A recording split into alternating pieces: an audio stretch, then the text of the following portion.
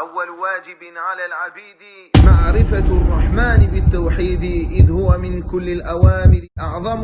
قال مالك رحمه الله تعالى: السنة سفينة نوح من ركبها نجا ومن تخلف عنها غرق. Bismillah wa alhamdulillah wa salatu wa salam ala rasulillah. Ce soir donc nous étudions le livre de Ibn Barjas. Ce savant est un grand savant. Et si nous avions eu plus de temps, nous serions rentrés dans sa biographie détaillée. Peut-être, bi'idnillah, à l'avenir, nous le ferons. Alikullin, ce savant est un grand savant qui a laissé énormément d'épîtres profitables, qui était l'ami de Cheikh Mohammed ibn Hadi al-Madkhali et qui est le cheikh de certains de nos shuyukh. Ce cheikh-là, le cheikh Abd al-Salam ibn Barjas al-Abd al-Karim, était connu pour sa science, sa piété, et il a laissé un grand héritage, malgré le fait que, subhanallah, il soit mort jeune.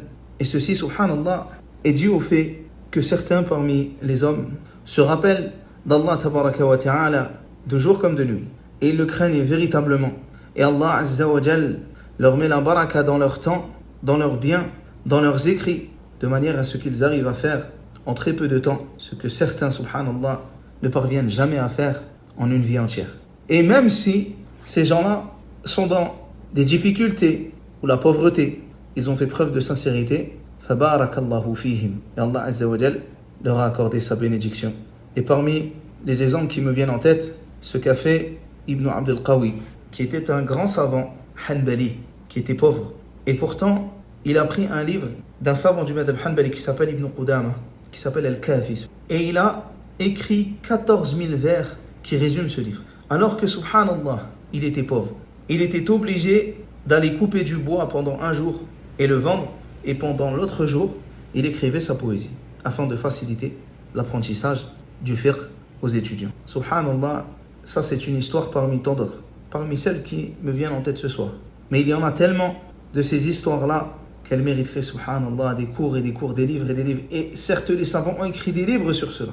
Et le cheikh Abd al-Salam ibn Barjas, wallah, il fait partie de cela. Et nous voyons chez les gens qu'il a fréquentés, comme le cheikh Mohammed ibn Hadi al-Madkhali, ou chez les savants, les shuyukh qu'il a laissés en héritage, nous voyons, subhanallah, le bien qu'Allah tabaraka wa ta'ala lui a accordé. Et il a écrit ce livre sur un sujet qui est extrêmement important à notre époque, où nous sommes touchés par différents troubles. Et le cheikh, lorsqu'il l'a écrit, aussi avait vu que la communauté était touchée par des troubles gravissimes. Ainsi, il est important d'essayer de donner une réponse à ces troubles en revenant bi'idnillah vers nos savants qui ont été acceptés de tous, qui sont morts et qui ont laissé en héritage des livres profitables comme ce livre qui répond à plusieurs de ces ambiguïtés. Et il est important de faire cela afin de voir quelle est la position salafi que nous devons avoir vis-à-vis des gouverneurs, sans aucun excès néfaste, sans excès dans la critique, comme le font certains en critiquant le gouverneur du haut du minbar, ou en critiquant le gouverneur sur les réseaux sociaux, ou en critiquant le gouverneur d'autres pays, parce qu'ils voient qu'ils n'ont pas d'allégeance vis-à-vis de ces gouverneurs, ils se permettent donc de critiquer les gouverneurs d'autres pays sur les différents réseaux sociaux comme Twitter, Instagram, etc. Il est important d'étudier ce que disent les savants sur ce sujet afin de ne pas tomber dans ces erreurs. De même que cela nous aide à ne pas tomber dans l'excès de ceux qui cherchent parfois, et Allah sait ce qu'il y a dans leur cœur, les éloges, les posts, l'argent, la reconnaissance ou autre, parmi ceux qui font des éloges à outrance, qui font preuve d'abus vis-à-vis de leur gouverneur, au point qu'ils se mettent à propager et à aimer cette personne, même lorsqu'elle est dans l'erreur. Ainsi, il est important, subhanallah, d'avoir une position juste sur cela. Loin des khawarij et loin de ceux qui exagèrent dans l'éloge, car ces deux côtés, ces deux excès sont une cause de trouble terrible. Il est important donc d'avoir une bonne compréhension du fiqh relatif à ce sujet, qu'on trouve dans nos livres de aqida, dans nos livres de croyance, du fait que Ahlul Bid'ah ont contredit les gens de la sunna sur ces points, on fait couler le sang, on rendu mécréant, etc., parmi les choses néfastes. Wallahu musta'an. Ainsi, nous allons commencer. Wa alayhi tuklan.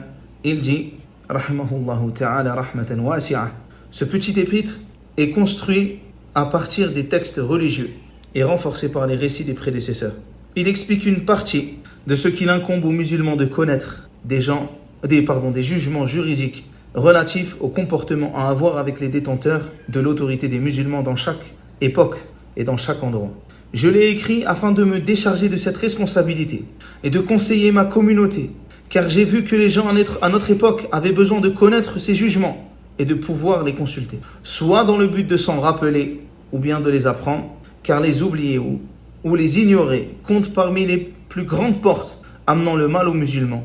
Et à conscience de cela, celui qui a observé l'histoire et les récits et qui a pris en compte les leçons à tirer de cela. Ainsi, on voit dans la démarche du cheikh ici le fait qu'il répond à un besoin. Et ceci fait partie du fiqh, de la bonne compréhension de la religion, de parler en fonction du besoin, de manière prioritaire. Ainsi, lorsque tu vois que ta communauté fait face à certains problèmes, il est important de parler en fonction du besoin et que tu fasses cet effort afin de corriger ou améliorer en fonction des choses les plus importantes. Et l'ordre d'importance, pour le comprendre, il y a besoin d'une compréhension de la religion. Car on voit des gens qui disent « Oui, pourquoi vous ne parlez pas de tel sujet ? Pourquoi vous ne parlez pas de tel sujet ?» etc. Et il se peut que telle ou telle personne qui dit cela ait une compréhension erronée de l'ordre d'importance des choses. Il est important donc d'observer cela avec la balance scientifique et de regarder les possibilités et ce que cela implique. Et le cheikh ici a vu que c'était quelque chose qui incombait aux savants d'aborder. Le cheikh ici a vu qu'il devait se décharger de cette responsabilité et conseiller sa communauté. Car les gens de son époque avaient besoin de connaître ces jugements. Qu'en est-il de nous alors maintenant ? À l'époque où, subhanallah, nous voyons des gens critiquer les gouverneurs en te disant « c'est ça la salafiyya, tu peux ». Naam, le gouverneur n'est pas là. Tu peux le critiquer. La ba's, c'est ça la sunnah. Et tu vois d'autres qui eux te font des éloges. Wallahi, que peut-être certains parmi nos gouverneurs qui ont fait le bien ne mériteraient même pas. Et on voit des excès dans l'éloge. Ainsi on voit, subhanallah, que des deux côtés il y a un problème. Et ceci est une des portes, comme le dit le cheikh ici, qui emmène à la fitna. Le fait que les musulmans ignorent cela, amenant le mal aux musulmans. Et à conscience de cela, celui qui a observé l'histoire et les récits, et qui a pris en compte les leçons à tirer de cela. Naam. Car lorsque tu vas critiquer le gouverneur et dire que ceci fait partie de la sunna, que tu peux le faire, alors que le gouverneur n'est pas là, et que les foules se retrouvent attisées, que tu le veuilles ou non, lorsqu'il se passe cela, lorsque cela est propagé malheureusement, qu'est-ce qu'il se passe ? Des troubles immenses. Le sang coule, les honneurs sont bafoués, les gens se divisent, etc., etc., parmi les troubles que nous allons de toute manière étudier ici. Et lorsque tu fais des éloges à outrance, à des gens qui ne méritent pas ces éloges, et que des gens qui peut-être subissent des injustices voient cela, et que tu leur dis c'est ça la sunna, tu penses que les gens après cela vont suivre la sunna, alors qu'ils voient que tu éloges des gens qui ne méritent pas l'éloge. Ainsi, il est important de faire preuve de justice. Et le fait de ne pas critiquer le gouverneur en public, en son absence, ne veut pas dire faire ses éloges. Ainsi, il est important d'être juste par rapport à cela. Et bien sûr, si une personne éloge le gouverneur et que ce gouverneur mérite l'éloge, alors il ne fait aucun doute qu'il n'y a aucun blâme à ce sujet. Comme par exemple, nous faisons les éloges de ceux qui ont fondé cet État en Arabie Saoudite, qu'Allah leur fasse miséricorde, comme nous faisons les éloges de Omar ibn al-Khattab ou des khulafas qui sont venus par la suite, qui étaient sur la piété, Omar ibn Abdelaziz et d'autres parmi les gouverneurs à travers toutes les époques. De même que nous pouvons faire l'éloge sur un point en particulier, disant que tel gouverneur qui a fait telle chose, alhamdoulilah, c'était une bonne chose, jazahullahu khayran pour ce qu'il a fait, etc. Mais il faut faire attention sur ces deux points, car les deux extrêmes emmènent vers les extrêmes. Ainsi, ceux qui défendent l'indéfendable peuvent être une cause de la propagation des khawarij. Et les khawarij, et ceux qui critiquent les gouverneurs à outrance, qui critiquent les gouverneurs et parlent sur eux de manière publique en leur absence, cela, subhanallah, peut être la cause de la rébellion. Ainsi, il n'y a que les gens qui sont justes sur ce sujet et qui sont sur la position salafi, qui ne causent pas de troubles amenant à la rébellion. Les deux côtés, wallahu al-musta'an, emmènent à cela.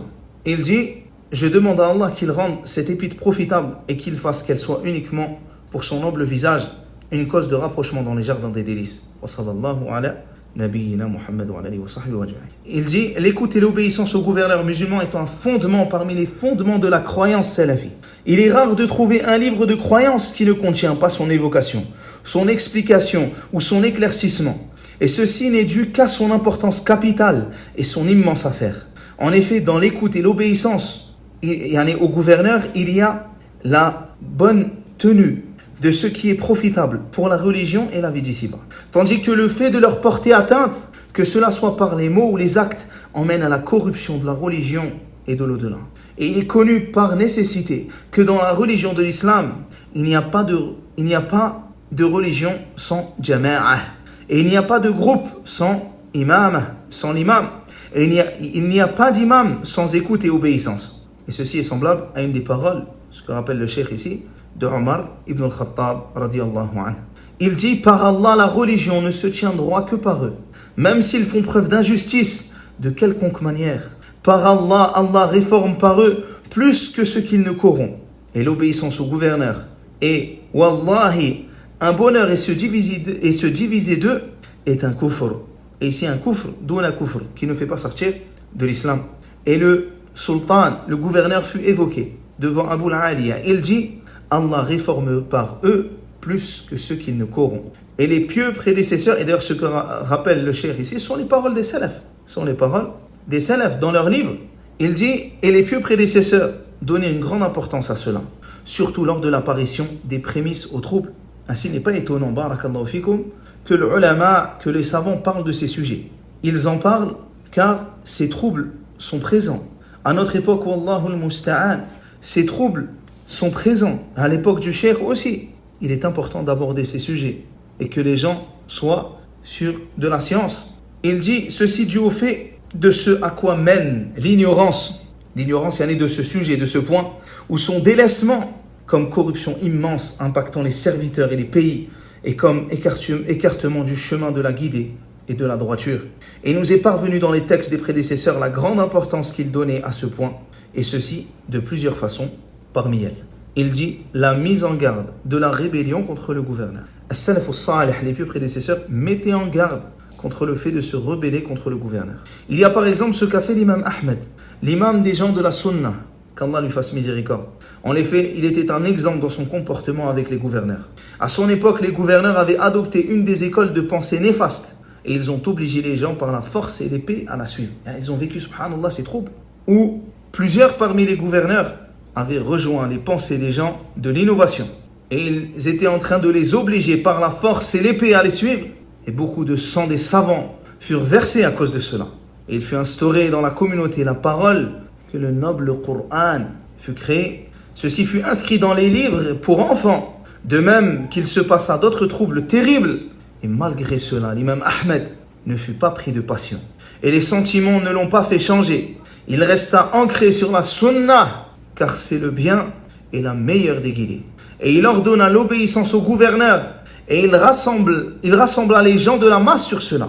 Alors que, subhanallah, c'était l'imam Ahmad ibn Hanbal. S'il avait ordonné aux gens de sortir, sûrement qu'ils seraient sortis. Et sûrement que le sang aurait coulé. Et que peut-être même le gouverneur aurait été destitué. Mais subhanallah, l'imam Ahmad s'est fait frapper. Son sang a coulé au point que son geôlier a dit « Si j'avais frappé un éléphant de la même manière, je l'aurais tué. » Et pourtant, subhanallah, il n'est pas sorti contre le gouverneur. Et il se dressa devant ces gens, ceux qui appelaient à la rébellion.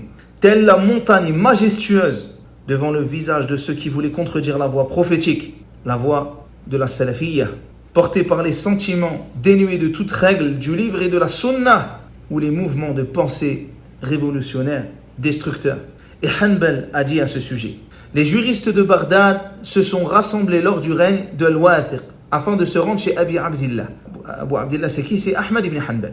Et lui dire, l'affaire a empiré et s'est propagée. Et vous voulez dire par cela que c'est propagé la fitna de la création du Coran, ce qu'il prétendait que le Coran a été créé. Ils dirent, nous n'agréons pas sa gouvernance et son autorité. Il a alors débattu sur cela avec eux et il leur dit, il vous incombe de blâmer cela dans vos cœurs. Et cette chose-là, vous devez la blâmer. Et ils ne pouvaient pas parler. Les savants se faisaient tuer, se faisaient emprisonner. Ils blâment cela. Et on va voir qu'il est autorisé. On verra dans le livre plus tard, le cheikh va en parler. Et on en parlera de toute manière, incha'Allah. Il est autorisé de blâmer la chose, le péché, même si le gouverneur le commet.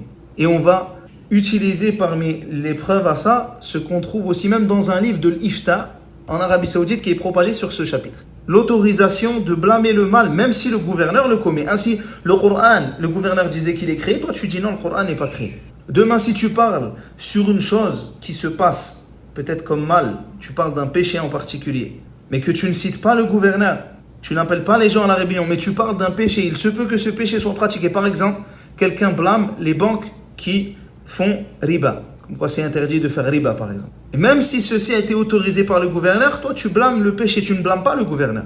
Et ici il leur a dit, on verra à travers le livre Inch'Allah, le développement autour de cela. Il dit ici, il vous incombe de blâmer cela dans vos cœurs, mais ne retirez pas votre allégeance. Et c'est pas parce que, subhanallah, tu blâmes cette chose, que tu retires ton allégeance, qui est obligatoire, que tu dois donner au gouverneur. Et il dit, et ne divisez pas les musulmans, et regardez ce qui pourrait arriver de votre affaire, et patientez jusqu'à ce que se réjouisse le pieux, et que l'on soit débarrassé du pervers. Et les choses avec le temps changent. La patience que tu auras peut-être eue pendant 15 ans, 20 ans, 30 ans, sera récompensée peut-être, et nous l'espérons, par un gouverneur pieux, et tu auras, bifadlillah azza wa jal, empêché que le sang des musulmans coule. Il dit, ceci, le fait de retirer leur allégeance, n'est pas ce qui est juste, et ceci contredit ce qui est rapporté. Le cheikh dit, c'est un exemple des plus magnifiques qui témoigne de l'importance que les prédécesseurs ont donné à ce chapitre, rapporté par les rapporteurs. Cet exemple explique l'application de la voie des gens de la Sunna et du groupe, et nous nous arrêtons sur ce point-là. Et la semaine prochaine, nous reprenons sur le deuxième point qui est l'importance de l'invocation pour le dirigeant. Et nous allons étudier des qawa'id, des règles que le cheikh a écrit dans son livre, et nous allons profiter de cet écrit magnifique. Waffaqakumullah. Et bien, nous nous retrouvons la semaine prochaine. Subhanakallahumma ashhadu an la ilaha illa anta, wassalamu alaykum.